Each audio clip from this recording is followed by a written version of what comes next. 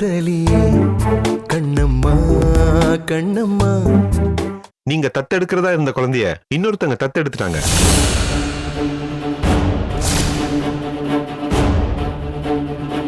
Hello, என்ன பார்த்தா என்ன முட்டாள் மாதிரி தெரியுதா? அந்த குழந்தைய வேற யாருக்கா தத்து கொடுக்குறேன்னு நீங்க ப்ராமிஸ் பண்ணியிருந்தீங்கன்னா அப்புறம் எதுக்கு எங்களுக்கு ஓகே சொன்னீங்க? சார், அந்த குழந்தைய தத்தெடுத்தவங்க காப்பகத்துக்கு வெளியே தான் நிக்கிறாங்க. நீங்க வேணா போய் ஒரு தடவை அவங்க கிட்ட பேசி பாருங்க. ஒருவேளை அவங்க ஒத்துக்கிட்டாங்கன்னா நீங்களே அந்த குழந்தைய வாங்கிக்கலாம். பார்க்கணுமா? போலாம்.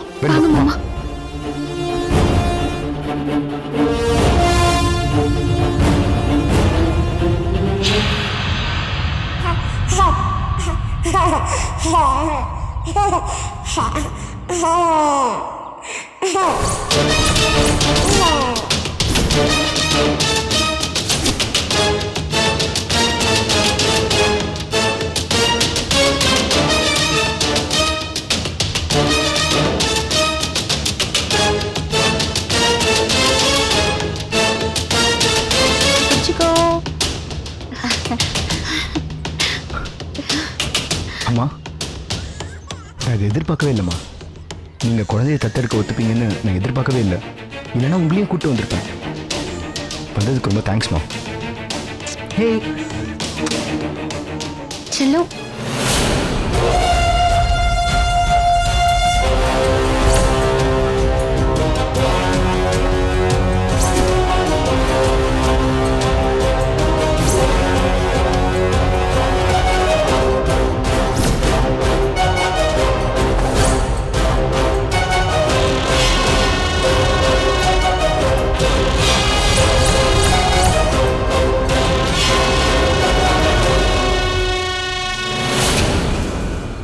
இனிமே இது உன் குழந்தை. குழந்தை இல்லாம நீ எத்தனை வருஷம் கஷ்டப்பட்டிருப்ப. கடவுள் இது உனக்கு கொடுத்த பரிசு. இந்தா.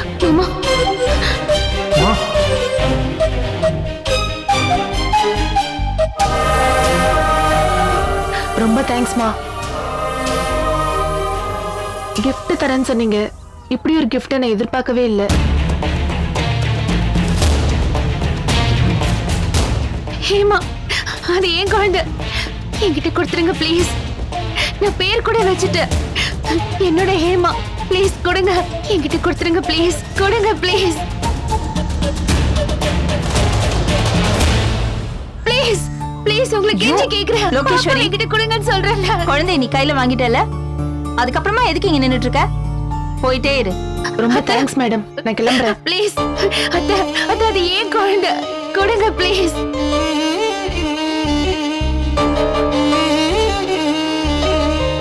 கொடுங்க. ஹேமாவை என்கிட்ட கொடுங்க. பாப்பாவை என்கிட்ட கொடுங்கன்னு சொல்றேன்ல.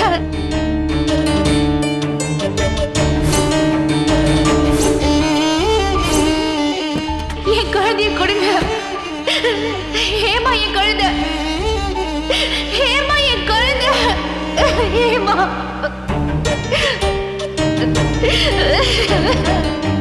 கண்ணம்மா, மாமா, ஹேமா போற மாமா. என்ன காரியண்டி பண்ணி வச்சிருக்க?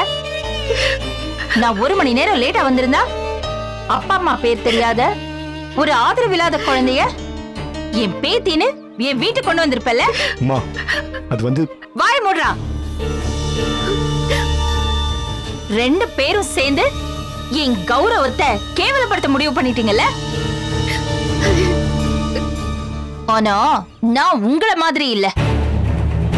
இப்படி பப்ளிக் பிளேஸ்ல வச்சு இத பத்தி பேசி என்ன நானே அசிங்கப்படுத்திக்க விரும்பல. என் மூஞ்சிலேயே முழிக்காத. மா, ஒரு நிமிஷம் நில்லுங்கம்மா.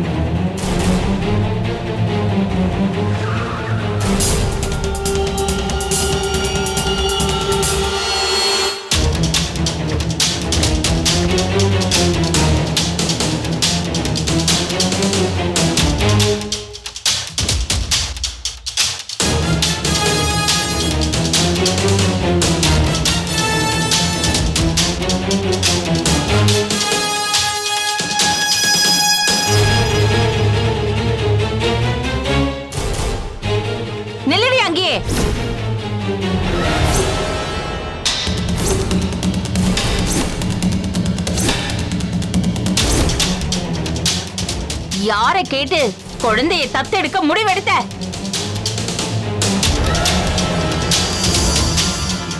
யார் உனக்கு அந்த அதிகாரத்தை கொடுத்தது?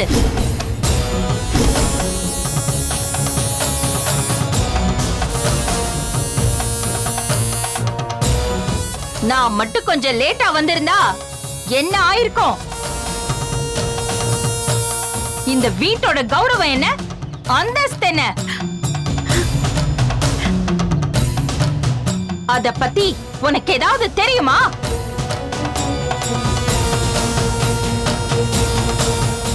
இவ்வளவு பெரிய சாம்ராஜ்யத்தோட அடுத்த தலைமுறை வாரிசு யாரோ ஊர் பேர் தெரியாத புள்ளையா?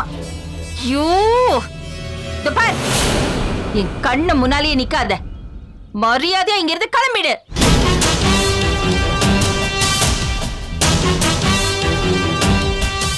அம்மா, எல்லாத்துக்கும் நான் பதில் சொல்றேம்மா. ஒரு நிமிஷம் நான் சொல்றது கேளுங்க. என்ன சொல்ல போற? நான் தான் எல்லாத்தையும் என் கண்ணால பாத்துட்டேனே. இதுக்கு மேல நீ சொல்ல போற எந்த பொய்யையும் நான் நம்ப தயாரா இல்ல. தயவு செஞ்சு அவளை வெளியில போக சொல்லிடு. சௌந்தர்யா, அவங்க பண்ணது தப்புதான். இப்படி ஒரு ஐடியா வச்சிருக்கோம் அப்படின்னு நம்ம 2 பேர்கிட்ட பேசி டிஸ்கஸ் பண்ணிருக்கணும். அப்படி கேட்காம அவங்களே இப்படி ஒரு முடிவு எடுத்தது தப்புதான். நான் இல்லைன்னு சொல்லல, ஆனா அதுக்காக இங்க நிக்க வச்சு பேசுறது அவ்வளவு நல்லா இல்ல. நீங்க எப்பவுமே இப்படிதாங்க சொல்வீங்க. ஏன் இப்படி ஒரு காரியத்தை பண்ணிட்டு வந்து நிக்கிறாளே உங்க மருமக, அவளை கேட்க வேண்டியதானே? அம்மா, நான் சொல்றது கொஞ்சம் கேளுங்கம்மா. இந்த முழு முடிவு என்னோட தான். நீங்க திட்டுறதா இருந்தாலும் அடிக்கிறதா இருந்தாலும் என்ன அடிங்க. இதுக்கும் கண்ணம்மாக்கும் எந்த சம்பந்தமும் இல்ல. இந்த நிலைமையிலயும் இவன் அவளை காப்பாத்துறதுலதான் குறியா இருக்கான். அந்த குழந்தைய வீட்டுக்கு கூட்டிட்டு வரதுக்கு முன்னாடி பொம்மை வாங்கிட்டு வருவா, துணிமணி வாங்கிட்டு வருவா, அவளுக்கு பேர் வைப்பா. நான் கேட்டா அவ இஷ்டத்துக்கு போய் சொல்வா. ஆனா இவளுக்கு ஒண்ணும் தெரியாதுன்னு நீ சொல்ற, அத நான் நம்பணும். நானும் என்னமோ ஒரு வாரமா குட்டி போட்ட பூனை மாதிரியே என்ன சுத்தி வரையேன்னு நினைச்சேன். ஏதோ தப்பு நடக்க போகுதுன்னு என் மனசுல தோணுச்சு. ஆனா நீங்க 2 பேரும் இந்த அளவுக்கு போவீங்கன்னு நான் எதிர்பார்க்கவே இல்லை. என்னால இந்த நிமிஷம் கூட அதை நினைச்சா சகிச்சுக்க கூட முடியல. உனக்கு எப்படிடா பாரதி இந்த மனசு வந்துச்சு? சரி, நீ சொன்ன மாதிரி அது உன்னோட முடிவாவே இருக்கட்டும். ஒரு ஆதரவு இல்லாத பிள்ளைய இந்த வீட்டோட வாரிசாக்கிறதுக்கு உனக்கு எப்படி தோணுச்சு? நீ எப்படி பாரதி இதுக்கு ஒத்துக்கிட்ட? எனக்கு வேற வழி தெரியலம்மா. இந்த வீட்டுல எப்ப பார்த்தாலும் குழந்தைய வச்சு சண்டை வந்துட்டே இருக்கு. அதனாலதான் நான் இந்த முடிவுக்கு வந்தேன். பாத்தீங்களா, கடைசியில நான் சண்டை போட்டதுனால்தான் தத்தெடுக்கிற முடிவுக்கே வந்திருக்கானா. சித்தி, பாரதி அப்படி சொல்லவே இல்லையே சித்தி. அவன் சொன்னதுக்கு அதான் அர்த்தம். உங்க யாருக்குமே புரியலனா கூட எனக்கு நல்லா புரியும். கண்ணம்மா, தத்தெடுத்து குழந்தைய குறுக்கு வழியில கொண்டு வந்துடலான்னு நினைச்சியா? எப்படி சிக்கிட்ட பாத்தியா? மா விடுங்கம்மா, அதான் எதுவுமே நடக்க விடாம எல்லாத்தையும் ஸ்டாப் பண்ணிட்டீங்களே. ப்ளீஸ் விடுங்க இத. ஏன் அகிலன், இப்ப நீயும் அவங்க பக்கம் சேர்ந்துட்டியா? ஐயோ சௌந்தர்யா, எல்லாரும் உன் பக்கம்தான். ஏன் கண்ணம்மாவும் உன் பக்கம்தான். அது ஏமா உனக்கு புரிய மாட்டேங்குது? யாரு இவளா? இவளை பத்தி மட்டும் என்கிட்ட பேசாதீங்க. எனக்கு வயிறு அப்படியே பத்திக்கிட்டு எரியுது. என் மகன் ரத்தத்துல பொறக்க போற உயிர் தான் இந்த வீட்டோட வாரிசு. யாரோ பெத்து போட்ட குழந்தைய தூக்கிட்டு வர்றதில்ல. இத செய்யறதுன்னா இத்தனை நாள் நானே அதை செஞ்சிருக்க மாட்டேனா? என்ன ஒரு நெஞ்சழுத்தம் இருந்தா இப்படி ஒரு வேலையை செஞ்சிருப்ப. சரி, நீ எதையும் செய்யல, பாரதி தான் சொன்னா. நீ வந்து என்கிட்ட சொல்லிருக்கணுமா இல்லையா? அத்தை, இந்த துணியை துவைக்கட்டுமா? அத்தை, நான் புடலங்கா கூட்டு பண்ணட்டுமான்னு இதெல்லாம் என்கிட்ட கேட்க தெரிஞ்சதுல. இத உனக்கு கேட்க தெரியாதா?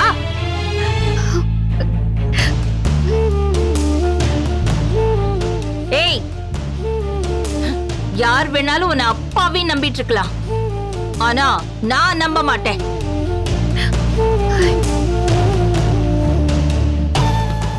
ஏமா நான் ஒண்ணு கேட்கறேன், உண்மையா உங்க மனசு தருன்னு சொல்றீங்களா? கண்ணம்மாவோட இடத்துல நீங்க இருந்திருந்தா என்னமா முடிவு பண்ணிருப்பீங்க? டேய் பாரதி, என்னடா நினைச்சிட்டு இருக்க? தேவையில்லாம ஏதோ பேசிட்டு இருக்க. நீ ஏதாவது சொல்ல, அவ அதுக்கு ஏதாவது பேச, இதெல்லாம் தேவையா? விடு. பரவாயில்லப்பா, அவங்க சொல்லட்டும். சொல்லுங்கம்மா.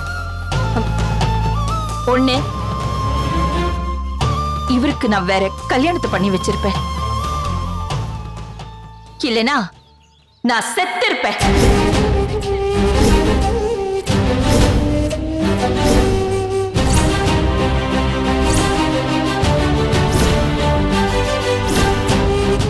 சுந்தரியா, சித்தி, உனக்கு என்ன பைத்தியமா பிடிச்சிருக்கு?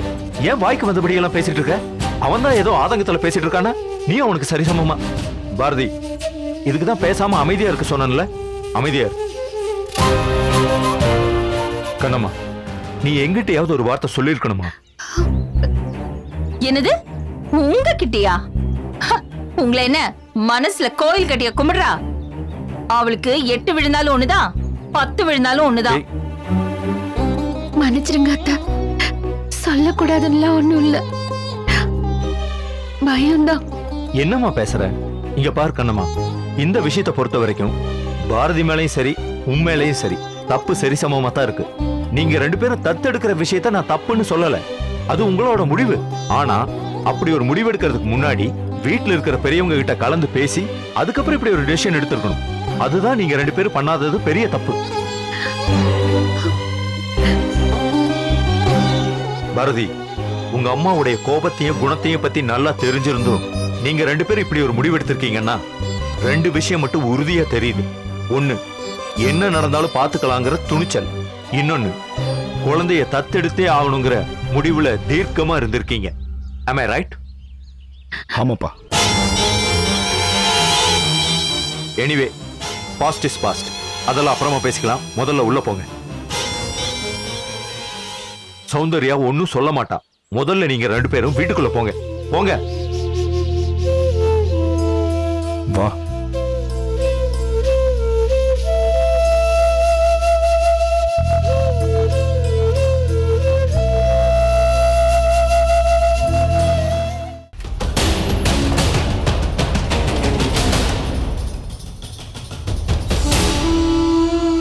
ரொம்ப நன்றி வெண்பா, நீ மட்டும் சொல்லனா எனக்கு எதுவுமே தெரியாம போயிருக்கும். அவ தத்தெடுத்து பேர் வச்சு காது குத்தி தான் இங்க வந்திருப்பா. நல்ல வேளை நீ சரியான நேரத்துல சொன்னம்மா.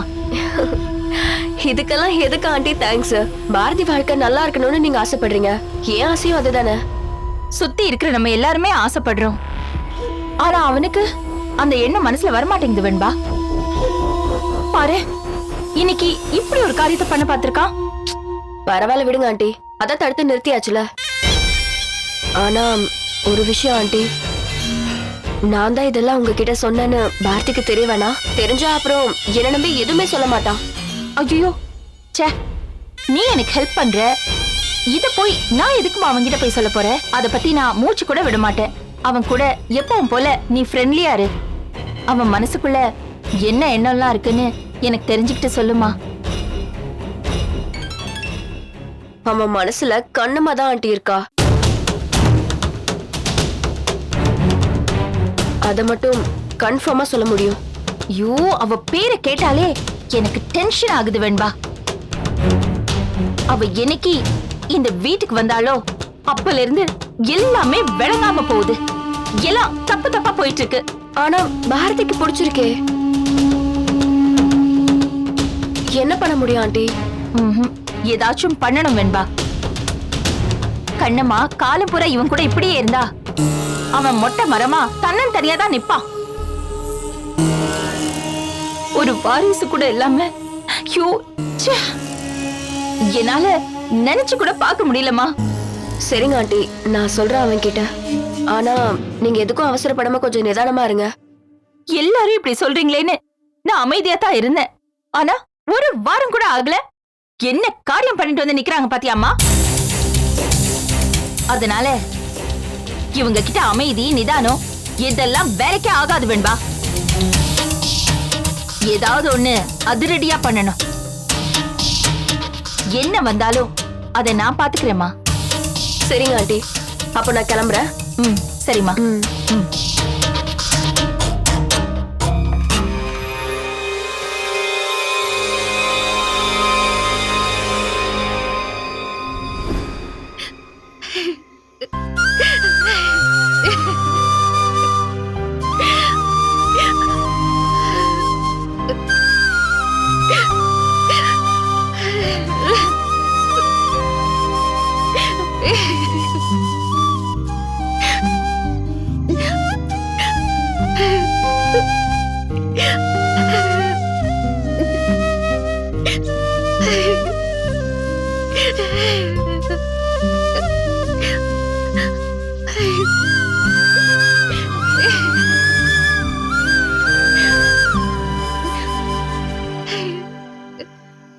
கண்ணம்மா.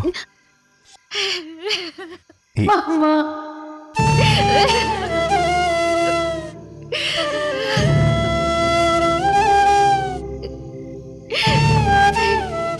ஒரு குழந்தைய பெத்தெடுக்க தான் பாக்கியம் இல்லைன்னா தத்தெடுக்க கூட முடியலையே மாமா. சரி விடு கண்ணம்மா, பாத்துக்கலாம் விடு. கடவுள் ஏன் எனக்கு மட்டும் இப்படி எல்லா பக்கமும் சோதனையை கொடுக்கறான்? நான் யாருக்கும் மனசளவுல கூட பாவம் நினைக்கிறது இல்ல. ஒருவேளை போன ஜென்மத்துல செஞ்ச பாவம் தான் இந்த ஜென்மத்துல என்ன துரத்துதோ? அதெல்லாம் ஒண்ணும் இல்ல கண்ணம்மா, தயவு செஞ்சு அழாத.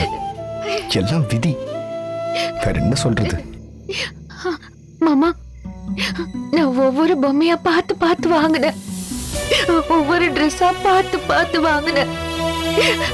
நேத்துல இருந்து ஏமாங்கிற பேரை என் மனசுக்குள்ள ஒரு 1000 முறையாவது சொல்லியிருப்பேன்.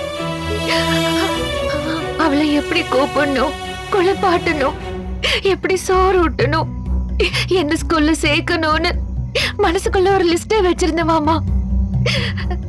எல்லாம் வெறும் கனவா போச்சு. இந்த பிளான் எப்படி அம்மாக்கு தெரிஞ்சது? வாய்ப்பே இல்லையே. அந்த ஆராய்ச்சி இப்ப பண்ணி என்ன மாமா பண்ண போறோம்? எப்படியோ தெரிஞ்சிருச்சு. இதுக்குதான் நான் வேண்டாம் வேண்டான்னு சொல்லிட்டே இருந்தேன். என் மனசுல என்னதுன்னு சொல்ல முடியாத ஒரு பயம் ஓடிட்டே இருந்துச்சு. கடைசியில இப்படி ஆயிடுச்சு.